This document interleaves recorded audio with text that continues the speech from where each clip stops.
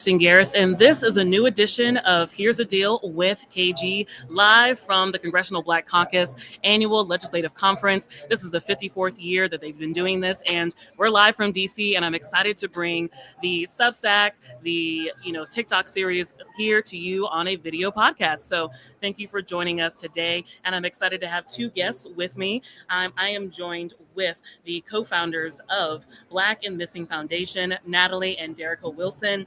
Now, these two women founded the national nonprofit organization back in 2008 with the mission of bringing awareness to missing persons of color, providing vital resources and tools to missing persons' families, and educating the minority community on personal safety. So much here. And quickly, under the leadership of Natalie Wilson, the Black and Missing Foundation has been featured on nearly every national talk show, and now this show. She's also a Howard alumni. So HU, we have the Bisons in the house. And then Derrica Wilson, she is also the executive producer of the podcast Untold Stories, Black and Missing, and this work by her team has been recognized with some impressive accolades, including 2 Gold Telly Awards. So thank you both for joining me today. Thank you for having us. Really appreciate it. Now, this conversation, this whole theme, made for the moment, and this conversation is about Black in America. And quickly, I wanted to get your thoughts. In a few words, what is the state of Black America, in your opinion? That's a loaded question. Yeah. But we have come a long way as a people, but we have a whole lot of work to do.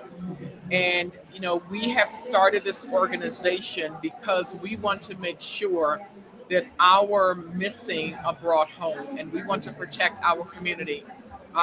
Black and Missing, it's a pandemic that's affecting our community. And they're outside of so many other issues. When you peel back the layer, we, as I said before, have a lot of work to do as a community. We are being lost, and it seems like our lives do not matter, but they do. Yeah. And Derrica, what are your thoughts on that? Just to add on to what Natalie said, this is the moment for all of us to get involved, utilize our voices, our platforms to champion for change, because our community need it more so now than ever. And you mentioned the phrasing of like, if this is a pandemic of what's happening with our, Black and brown individuals going missing.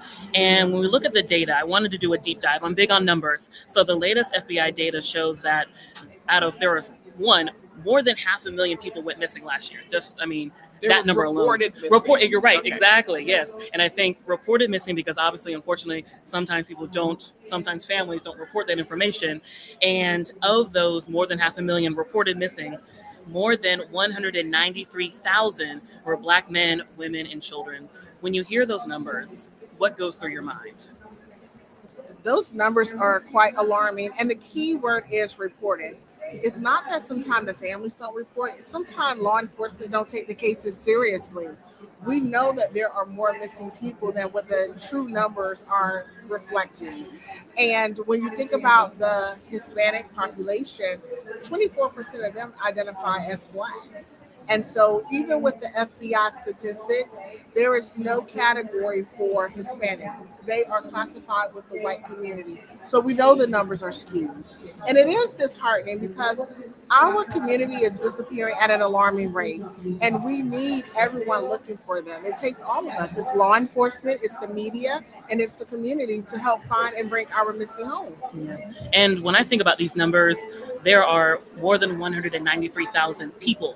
And if honestly more, it's double because you think about family and friends. When you think about those numbers, who comes to mind? What are some stories that have stuck with you as you've done this work for nearly 20 years? Well, again, when I hear those numbers, I'm thinking, what's going on? Why are so many people disappearing from our communities and we aren't talking about it more? Derrica and I do an excellent job bringing this issue to the forefront. But we need our community behind us, and we need to peel back the layers. Why are people disappearing at such an alarming rate? Who are they? And I don't think anyone really cares because they turn a blind eye to this issue because it's not their mother, their father, their child that's disappearing. and we need to do a better job in protecting our community. And thinking about that, oftentimes the stories of our Black and brown missing individuals, they really fall through the cracks, especially when it comes to mainstream media. And I mean, I'm a journalist. I've been in news for more than 12 years, and oftentimes we don't see equitable coverage. And instead, we see what's a phenomenon known as missing white woman syndrome. It was coined by the late Gwen Ifill, who was an anchor on PBS, and it describes the media disproportional coverage of disappearances of mostly young, attractive, affluent white women compared to those of other races and other demographics. And I know we all know these cases, but for our audience, in recent years, I think about that Gabby Petito case. Obviously, young 22-year-old white woman who disappeared during a cross-country journey summer 2021, and it was discovered that later she was found dead, and it was because of her fiance. Obviously, a very tragic case. No one is taking away from that. But at the same time, while her story got as many as 346 mentions during a single week on CNN, according to American University, around the same time, David Robinson also went missing, a 24-year-old Black geologist who disappeared in the Buckeye Desert of Arizona. Very little coverage nationwide. I think a lot of families at that time said, hey, there are other missing people. But to this day, 4 years later, David is still missing. What goes through, why is that happening? Why is there a disparity in the media coverage? Daniel Robinson going missing, and his dad, David, who we're very close with, he is searching for his son, and it's so heartbreaking. We just saw a post that he posted the other day that he wished he could just hear his son's voice right now. He's been missing far too long. And what's so disheartening is the fact that it seemed as if law enforcement didn't take the case seriously initially. We remember when Mr. Robinson went to file a missing persons report on his son, and they told him he needed to wait a few more hours because of their requirements there. So what we have noticed is that, number one, in addition to not getting that media coverage, these police departments don't have holistic policies across the country where some families are made to wait 24 hours or 48 hours when we know the first 24 to 48 hours are the most critical moments when someone goes missing. Time is of the essence, and missing persons is not a Black issue. It's not a white issue. It is a human rights issue. And all of these families, their heart bleeds the same way. They deserve the resources from everyone. And I'd also like to add, what we're finding is many times in newsrooms, there are no policies or procedures in place. So if you call and I call, who is making the decision that there's coverage? It's typically a middle-aged white man, and his concern is not about the community per se, but it's on advertising dollars. And we get that the station must go on. But you have to remember, these are valuable members of our community that are missing. We know that young Black girls are targeted for sex trafficking. And there's a study by the Urban Institute that says that, they talk to pimps and pedophiles, and they specifically target Black girls and women because, one, they know that they wouldn't get that media coverage. And two, if they were found, they will not get that harsh penalty. So we need to really shift the mindset, and our community plays a big role in all of this. And we need to say something. We tend to, not trust the law enforcement, which we get. We have an anonymous tip line for that. But please remember that these are valuable members of our community, and let's get these stories out there because visibility helps bring tips and it helps find the missing individual.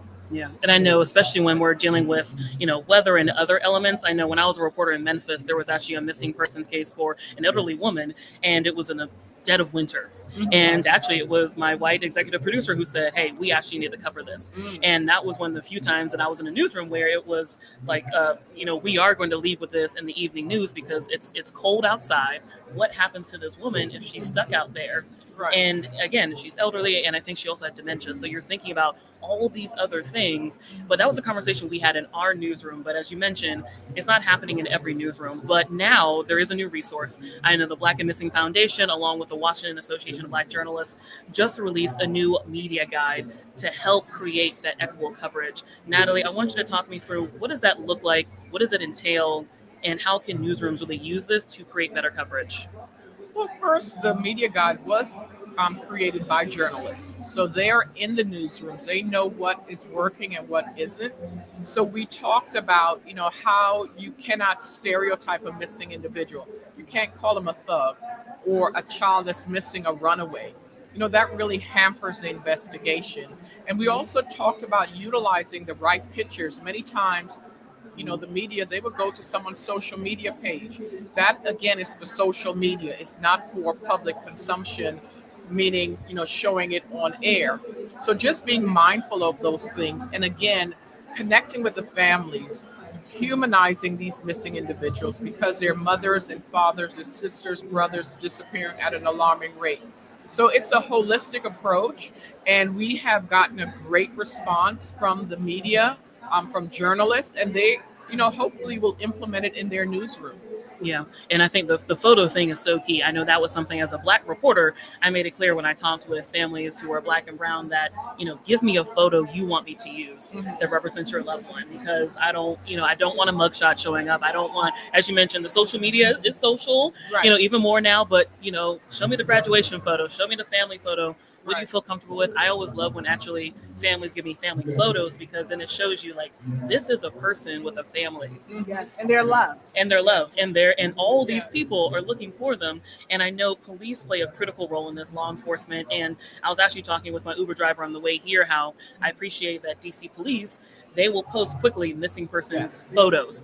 And while some people may say, oh, that's a really simple thing, I'm like, no, that's a huge deal, because it's immediately put out on social media, and when someone's found, it says found. And it may seem like a simple tweet or post, but it makes a difference. And speaking of law enforcement, I know that's your background, Derrica. What work has Black and Missing done to work with law enforcement where, it starts there as well? Oh, absolutely. So last year, the Black and Missing Foundation, we actually put out our law enforcement best practice guide back in August, and it was well received. And we brought law enforcement to the table because what we realized is that the policy and procedures, they vary from jurisdiction to jurisdiction, and we want to really create a holistic approach. We are seeing with law enforcement agencies, some of them are absolutely doing the right things, and being able to take or rip from their policy those paragraphs that can be beneficial for other jurisdictions, and we couple everything together to give them this blueprint and enhancing their policy and procedures. We want them to also see us as valuable partners.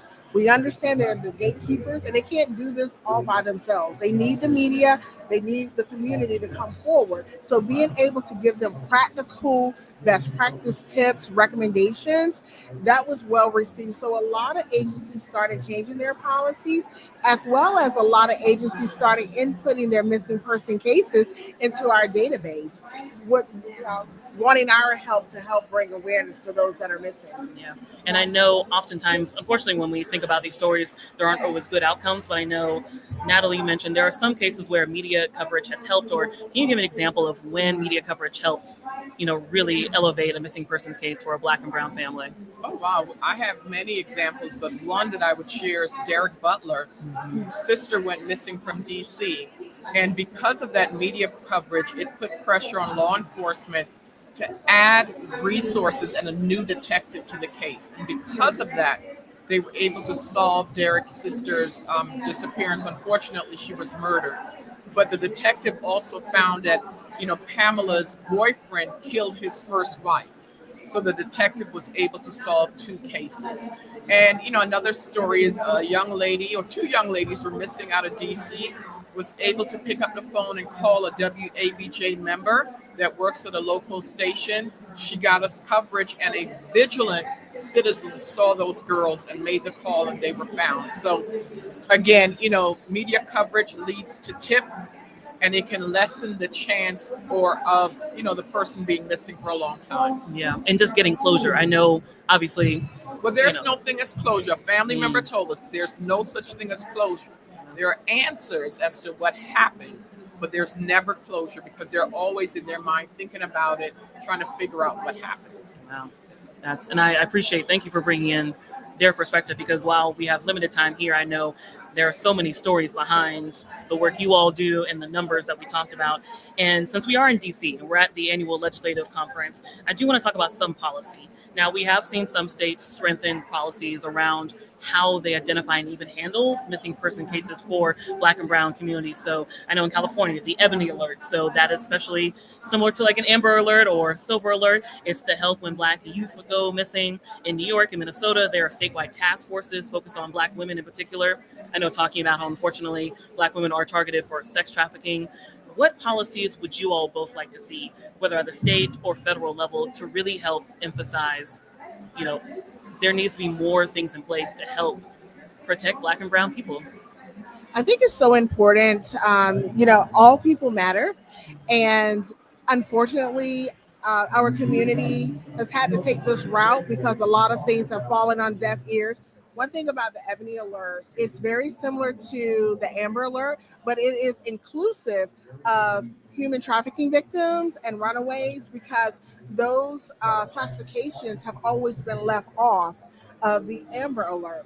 So I think this is an opportunity for all lawmakers, all jurisdictions around the world to really get together because it shouldn't be based on race, gender, or zip code in determining how missing person cases need to be handled. Everything should be black and white. What we need to do is take the discretion away from law enforcement, take the discretion away from individual officers who are operating on their own discretion versus following policy and procedures. And this is a great time for every jurisdiction out there to look at their policy and procedures, to go to bamfi.org, so bamfi.org, request our law enforcement guide, utilize that to enhance your policy and procedures so we can start moving forward with a proactive solution to this. We can't always wait on our lawmakers. These are ground root, low-hanging fruit things that we can do and really put pressure on the jurisdictions that we live in. Mm-hmm.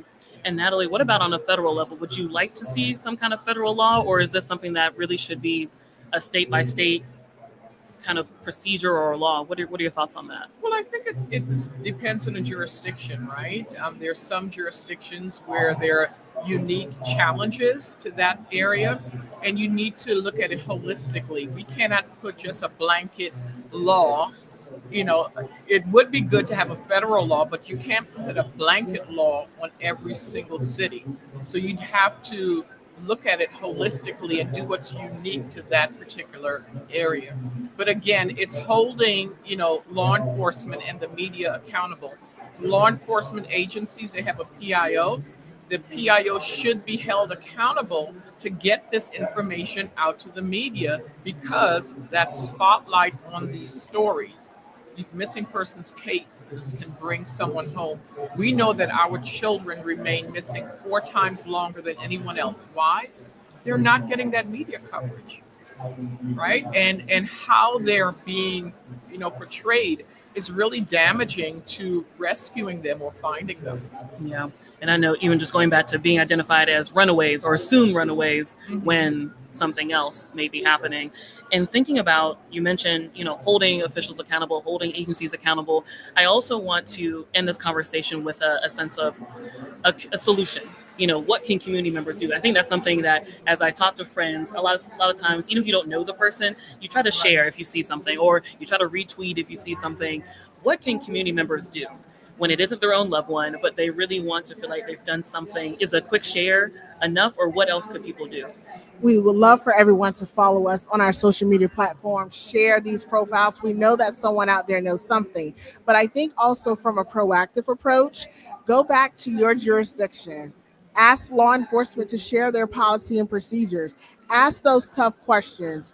Do you all require a 24-hour waiting period? Do you utilize the classification runaway? How soon would a detective be assigned to the case if someone found their loved one missing? How soon would this information be entered into NCIC, which is the National Crime Information Center? When the community is aware and they're knowledgeable about the process, which is also identified in the guide, now they can hold law enforcement accountable. They can ask these questions and then they can partner with the community. Law enforcement, they're the gatekeepers. So if they're not sharing the information with the PIO to share with the media, you can't expect the community to come forward with information. We can't look for anyone that we don't know is missing. That's the issue. And so holding law enforcement accountable. Yeah. And I also want to add, we're all on social media. Utilize your social media platform. Just because you don't know the missing person, don't turn a blind eye to the issue. And start with your jurisdiction and start with what you're doing in your jurisdiction. You may be a teacher. You know something's wrong when that child comes to school, right? Speak up, do something. Stop being silent. I think that's an issue in our community. We're very silent and we're very judgmental. If you see a 13-year-old girl that's pregnant, a child cannot consent to sex. So why are you judging her? Why are you calling her these names? Again, peel back the layers and see what's going on in her household, in her community. And again, the media plays an important role. As Derrica said, if the media isn't aware, then they don't know to shine a spotlight on the case. Law enforcement may hold the file, but the media holds a spotlight that could bring about change, that could bring someone home quickly. Yeah, and I'll even add that as families, if this happens to someone, calling the newsroom, calling reporters, DMing reporters, that is, I've told people a lot of my stories I did were because people sent me a message, Right. And they sent in constant messages sometimes. And it's like, okay, something's here because we're getting multiple messages. So I even say to families, please reach out to media, reach out to the reporter because that could be Right. the way we, And I get also some want movement. to add, even if the reporter cannot get a story going, the reporter can use his or her personal social media platform. Many times they have hundreds of thousands of followers. So you can do something else besides, your platform at work. And I know one thing I do want to leave families with something. You kind of mentioned at the beginning, this is unfortunate numbers we only have are for reported cases. Mhm. There are so many numbers that we don't know about, so many families, so many individuals. What would you say to families now, proactively? It's one of those things you don't want to have certain time.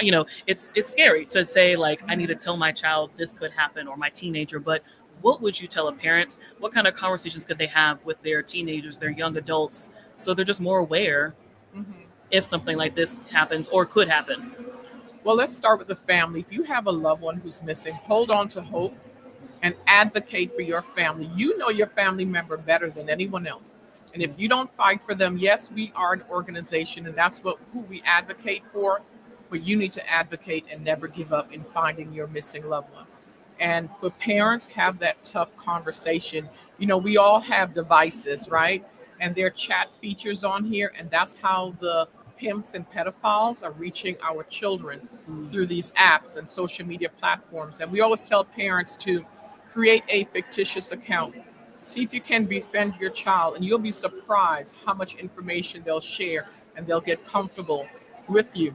We had a case where a child went missing, and she was groomed by this pedophile for 2 years. Wow.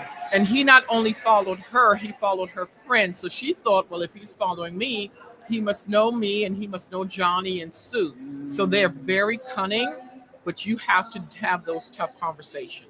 Gotcha. And then I'll have you, Derrica, wrap us up. What would you, as someone who's been in law enforcement, what would you tell families or parents, to think proactively or how can they take proactive steps? I echo everything that Natalie said, and I just want to go back to the families that are still searching.